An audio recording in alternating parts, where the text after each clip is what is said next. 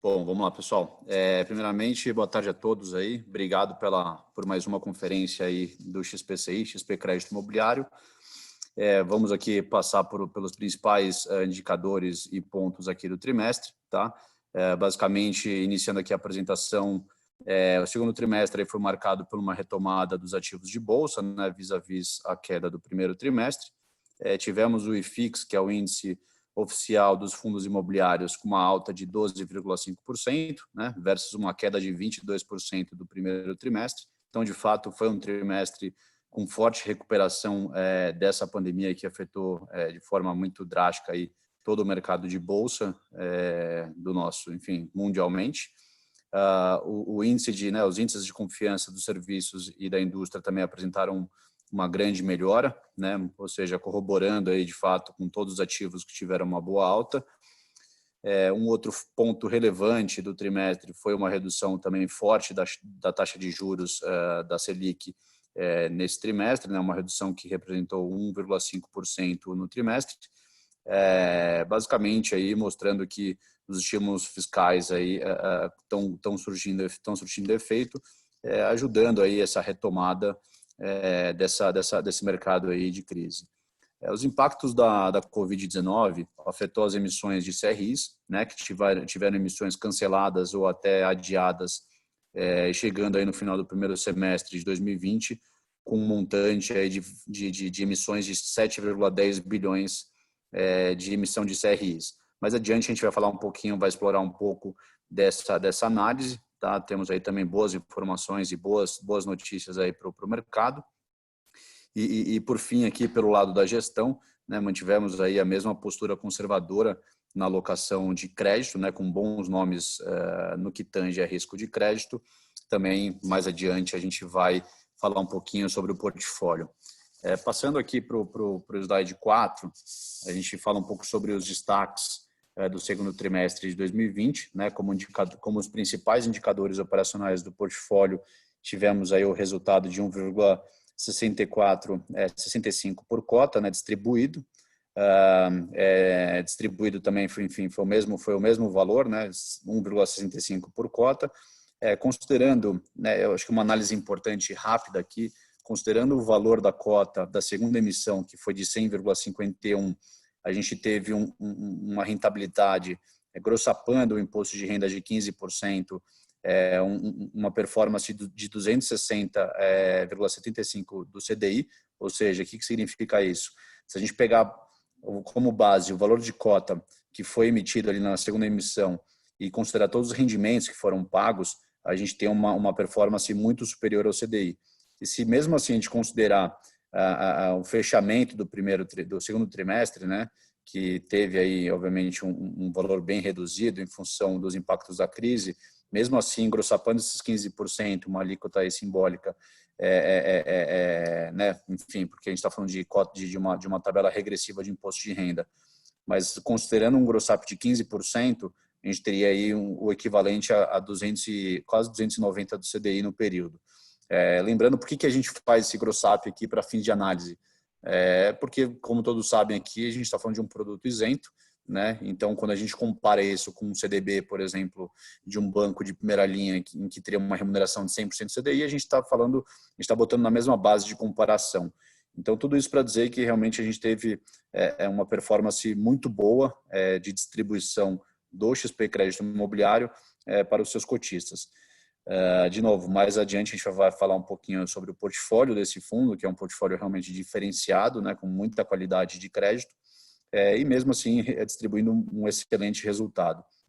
O terceiro ponto aqui de destaque do trimestre foi a aplicação líquida em alguns CRIs, né, no montante aí de quase 6 milhões de reais, né, com spread de crédito de 273 bips. O que significa isso? Basicamente 2,73% acima do custo de oportunidade, ou seja, de uma remuneração aí de um título público. Então, é uma rentabilidade, de fato, bem interessante aí dos CRIs que foram alocados no trimestre pelo XP Crédito Imobiliário. Outro ponto importante aqui, né, no nosso book de FIIs, nós tivemos uma redução na exposição, uma redução sutil, né, mas foi uma redução inferior a um milhão de reais. Lembrando aqui, né, a gente vai também explorar um pouquinho mais adiante, que essa nossa estratégia aqui, nossa subestratégia de FIIs dentro do XP Crédito Imobiliário é realmente algo bem tático, né? Ou seja, a gente não pretende carregar isso ao longo da vida do fundo. Realmente foi uma oportunidade que surgiu em meio à crise, em que nós conseguimos alocar aí parte dos recursos do fundo em ativos extremamente descontados, né? Ou seja, em fundos imobiliários extremamente descontados, com o objetivo de gerar um ganho de capital no médio e curto prazo. Então, por isso que realmente a gente está indo num caminho aqui que tende a ser o caminho natural do fundo de redução desse book, né, de fundos imobiliários. Mais adiante também a gente vai explorar um pouco esse conceito. E por fim, como último destaque aqui do segundo trimestre, o fundo, uma informação importante, o fundo passou a integrar aí o IFIX, né, no mês de maio, lembrando que esse é um fundo que tem menos de um ano de existência, né, então é um fundo bem recente e com pouco tempo aí de vida já integrou o índice aí dos principais fundos imobiliários do mercado. Passando aqui para o slide 10, a gente queria falar um pouquinho sobre a performance, né, do fundo, né. A gente tem basicamente 4 gráficos aqui nesse slide, né? Começando aqui pelo da esquerda superior, a gente consegue visualizar que o valor patrimonial do XPCI, do XP Crédito Imobiliário, mais os rendimentos distribuídos, ele supera aí seus benchmarks como CDI, FIX e uma NTN-B equivalente ali de prazo. A gente está com basicamente 105, colocando uma correção, né, de cada um desses índices, a gente tem aí um valor patrimonial de cota mais rendimento superior a todos os benchmarks, né? 105 versus todos os outros que estão aí visíveis aí nesse gráfico. Lembrando que, né, quando a gente analisa aqui o valor de secundário desse fundo, esse é um fundo que realmente ainda não voltou para o seu patamar, né? Durante esse segundo trimestre, que a gente até mencionou nos slides anteriores, em que a gente menciona aí uma retomada do IFIX, esse foi um fundo que de fato ainda não voltou.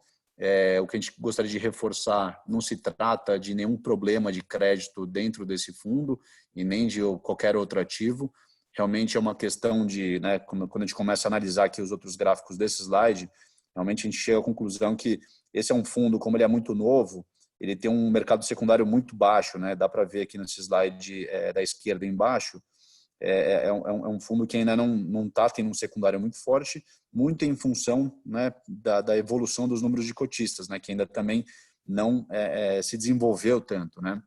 É um fundo que só teve 2 emissões, como a maioria daqui sabe, é um fundo bem recente, né, como a gente já mencionou, com um pouco mais de 7 mil cotistas. Então, isso acaba prejudicando muito a liquidez do produto no mercado secundário e, por consequência, a retomada do valor dessa cota no mercado secundário. Então, né, a gente tem aí uma cota que fica oscilando ali entre 85, batendo 90 em alguns casos. Enfim, a gente não, né, a gente está ainda longe de um valor patrimonial. Como eu falei, reforço aqui, não é nenhum problema de crédito ou qualquer outro ativo. Mais adiante a gente vai falar sobre isso. Vocês vão ver que realmente o portfólio desse fundo é diferenciado.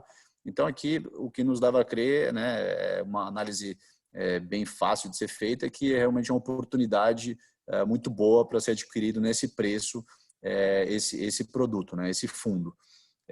Então, a gente vai abordar um pouco mais esse tema, mas vamos seguindo aqui na apresentação. Seguindo aqui para o slide 12, a gente mostra aqui, né, a alocação da carteira. Então, obviamente dá para ver que o fundo XP Crédito Imobiliário é um fundo com vocação de crédito, é um fundo realmente um fundo imobiliário de papel, né? Que a gente consegue visualizar que quase 90% do patrimônio líquido do fundo está alocado em CRIs. Nós estamos falando em mais de 30 papéis dentro desse fundo, ou seja, é um portfólio bem pulverizado, né? Ou seja, é importantíssimo a gente entender esse tipo de análise quando a gente fala de uma pulverização muito grande do portfólio. Isso representa aí uma redução de risco, né, ao longo da vida do fundo.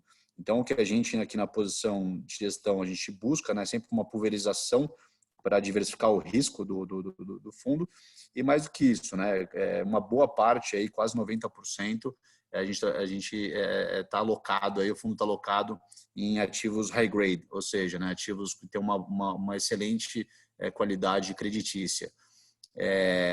E aí a gente tem aqui, nesse gráfico dá para ver, 12,2% alocados em fundos imobiliários. Reforçando o que eu falei no começo, a nossa ideia aqui realmente foi algo muito tático, né? Ou seja, foi oportunidades que a crise acabou gerando e nós aproveitamos essas oportunidades, mas o nosso objetivo, de fato, é alienar, ou seja, vender esses ativos tão logo o preço volte algo próximo à normalidade, né? E ao fazer isso, a gente gera um alfa muito importante, que é um ganho de capital vendendo esses fundos imobiliários, e com esses recursos, o principal que volta para o fundo, isso será reinvestido e principalmente mais numa estratégia um pouco mais high yield, né, dentro do book de CRIs. E aí sim gerando um segundo alfa, que seria um alfa de carrego, né? Então aqui a gente tem duas gerações de alfa, que é muito importante, ou seja, uma tendência aí de aumento de resultado nos próximos rendimentos aí do fundo. De novo, reforço aqui que é uma tendência, tá? A gente, por questões normativas, a gente não pode, obviamente, garantir nenhum resultado, mas realmente é uma tendência e a nossa cabeça aqui de gestão, o que a gente pretende fazer nos próximos meses aí com esse fundo. Bom, passo agora a palavra para o Evandro, aqui também do time de gestão. Ele vai dar sequência e depois a gente vai batendo uma bola aí. Boa tarde a todos. Aqui dando prosseguimento à apresentação do André, vamos falar ali a partir do slide 15, falar um pouco do portfólio do fundo. Como eu já até adiantado bastante pelo André, a gente até listou um pouquinho do Guidance, que era um fundo original preponderantemente de CRI, e em março a gente viu que havia oportunidades melhores ali em termos de risco-retorno em outros FIIs, tá? A gente aproveitou aquela volatilidade, aquela queda dos preços, que a gente achava que assim, não era condizente com a qualidade de vários portfólios, e a gente poderia acessar mais papéis também com preço muito descontado. Então, você comprar um fundo com desconto de 20%, 30%, na verdade, você estava comprando uma cesta de CRIs muito mais pulverizadas e tal, com um grande desconto, tá? Então, a gente até focou um pouco mais em fundos mais high grade, um pouco middle risk, é parecido um pouco com a vocação aqui do fundo.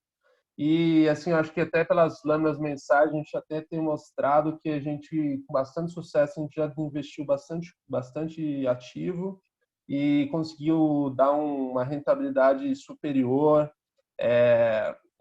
aos cotistas e tal, frente à queda que a gente viu do CDI e que a gente conseguiu entregar bastante, tá? Em especial também a gente fez um pouco de alocação em fundos de shopping, tá?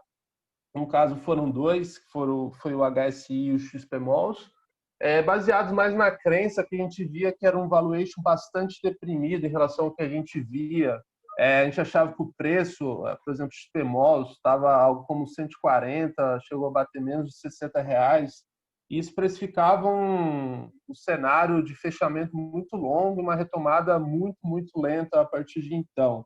Então, a gente fez algo mais fundamentalista aqui mesmo, no sentido de acreditar no valor desses ativos. Acho que isso também é muito conhecido, todos os researches apontam até esses ativos.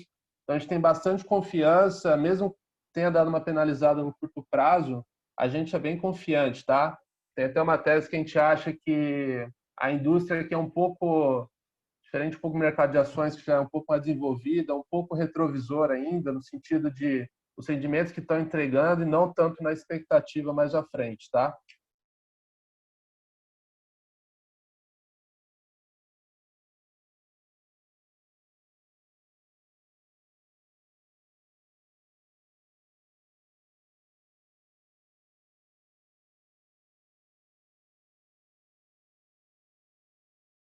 O último tri, né, que era um pouco mais para 65% em papéis, de forma que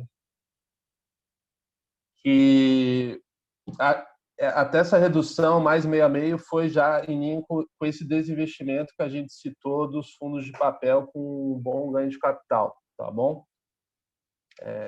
Passando aqui para o book de CRI, vamos para a página para a página 19, por favor. Então, assim, aqui é um pouco só que a gente até assim, o fluxo dos CRIs não necessariamente são tão regulares, tem alguns PMTs trimestrais, semestrais. Isso aqui é um pouco do guidance que a gente colocou numa foto ao final de junho, tá? Só lembrando aqui, acho que uma coisa que a gente sempre cita, que aqui é uma gestão bastante ativa, e certamente os senhores já viram a lâmina de julho, a gente já mudou algumas posições, mas esse seria o projetado com índices de projeção de CDI, inflação, para os próximos 12 meses, tá? Mas, embora, de novo, não é algo tão fixo, dada a gestão ativa que a gente faz bastante, tá? E só que, um pouco já que o André citou, a gente tem uma carteira aqui de 34 papéis ao final de junho. Novamente, mesmo com toda a crise que a gente passou, dificuldades, incertezas, passou bastante incólume mesmo durante essa crise. Então, os 34 papéis seguem bastante saudáveis, tá? A gente vai frisar um pouco mais as principais posições. Nenhum que a gente tenha uma posição de alerta, estresse, nada. E assim, a vocação do fundo um pouco mais high grade mesmo, né? E um ou outro papel mais high yield, mas a gente vai ver que a gente tem bastante conforto ainda assim, tá? Que fala um pouco da marcação, a curva e a mercado, até está um pouco acima da curva esse mercado, dado algumas oportunidades que a gente conseguiu em março, abril, no auge do estresse, e conseguir tomar reprecificação desses papéis, tá? Com fechamento de spreads e curvas de juros, tá? Só dando prosseguimento aqui na página 20, um pouco mais de detalhes de como a gente faz a diversificação dessa carteira. Inicialmente, como a gente já citou, carteira 100% adimplente, 100% saudável, tá? Nada de estresse, que exigiu nada mesmo. Então, assim, o fundo seguiu tranquilamente em questão de crédito. A gente procura balancear ali entre a gente separa aqui crédito corporativo, residencial, comercial, que são mais focados em lajes e ativos comerciais. Em setores também da economia, a gente procura separar bastante bem, tá? A gente, para papéis mais longos, a gente sempre procura fazer empresas bastante sólidas de crédito, setores não muito cíclicos, e a gente sabe que num horizonte mais longo, a gente carregando, a gente, assim, terá, a probabilidade de problemas de crédito será muito menor, tá? Então, sempre diversificando entre setores e preponderante em setores, ainda mais os papéis mais longos, mais resilientes a crises e ciclos econômicos. No slide 21, a gente, entrando um pouquinho a mais em indexador, a gente vê que o fundo está por volta de 2/3 alocados em inflação, tá? Atualmente é um índice um pouco mais favorável, dado, os senhores sabem bem, a queda bastante abrupta do CDI. Acho que isso nenhuma casa de pesquisa macro, nada assim, imaginava a queda tão forte do CDI, baseado muito na fraqueza da economia, estímulos fiscais. Mas a gente conseguiu, de alguma forma, ir reciclando um pouco essa carteira e alocando em ativos de inflação, que a gente acha que tem um pouco mais de prêmio nesse curto, médio prazo em relação ao CDI, tá?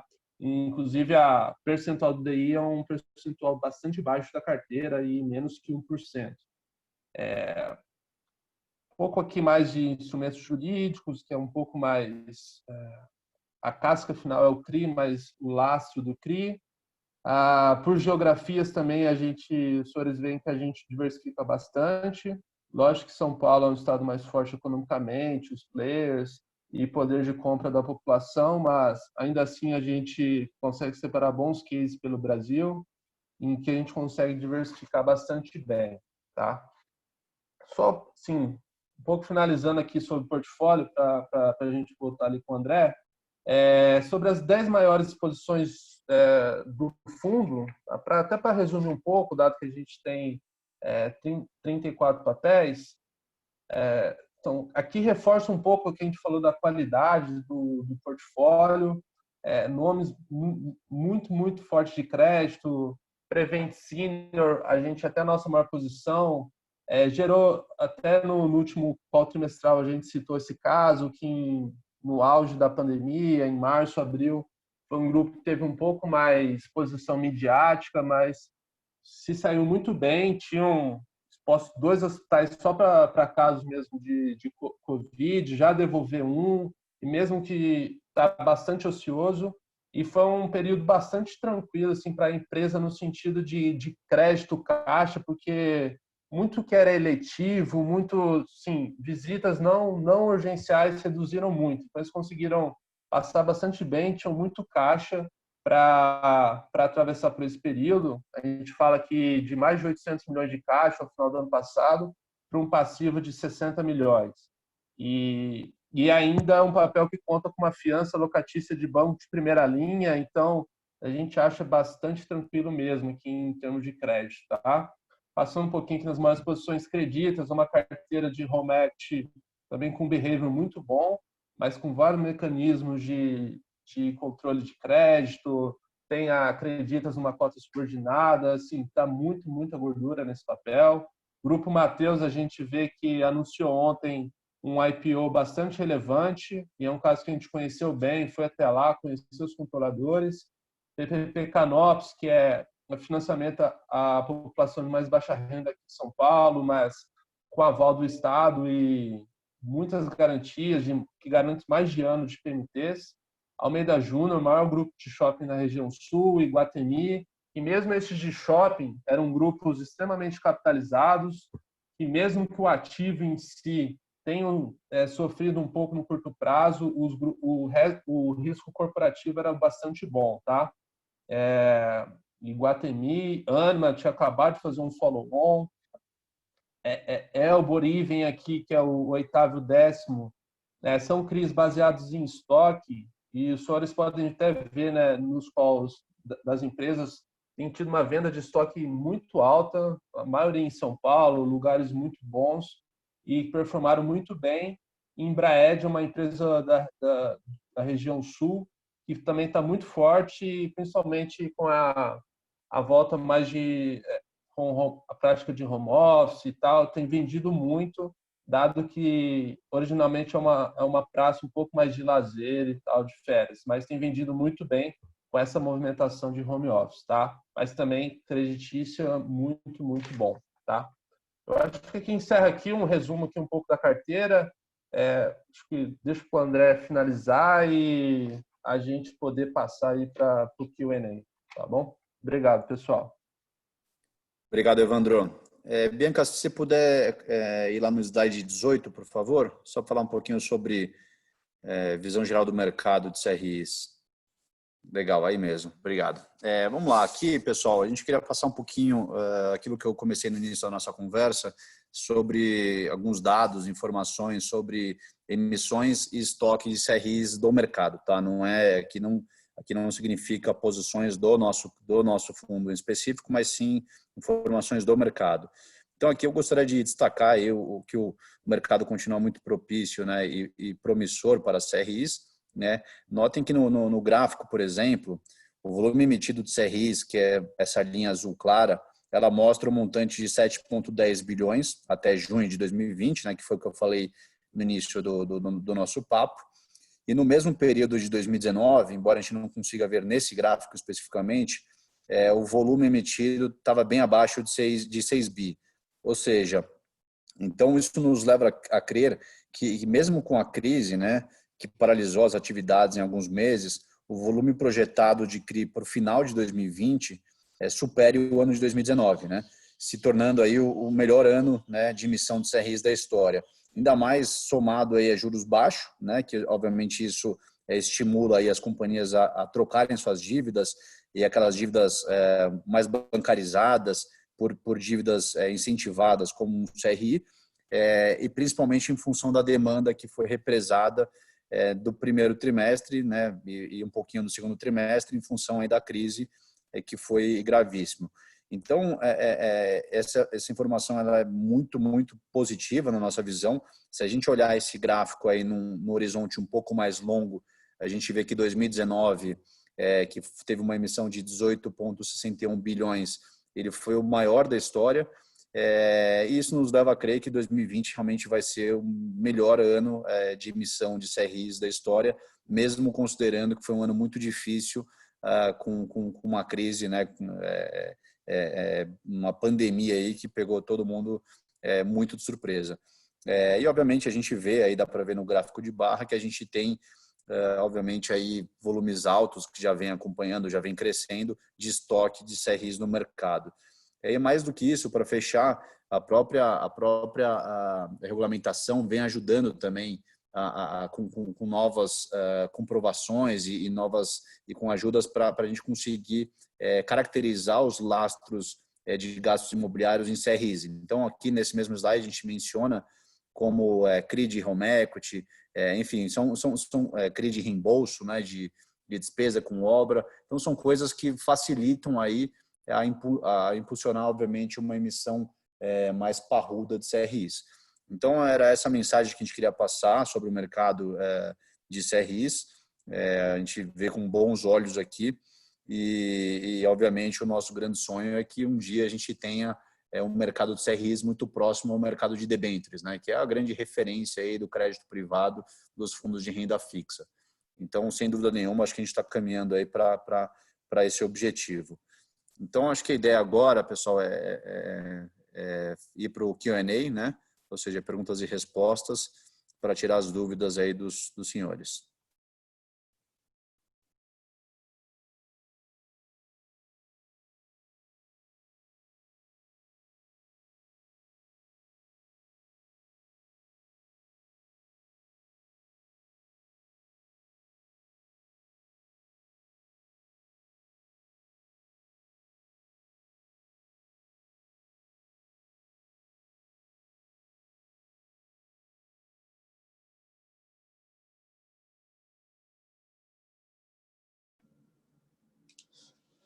Pessoal, boa tarde. Não tivemos nenhuma pergunta aqui no Q&A da reunião.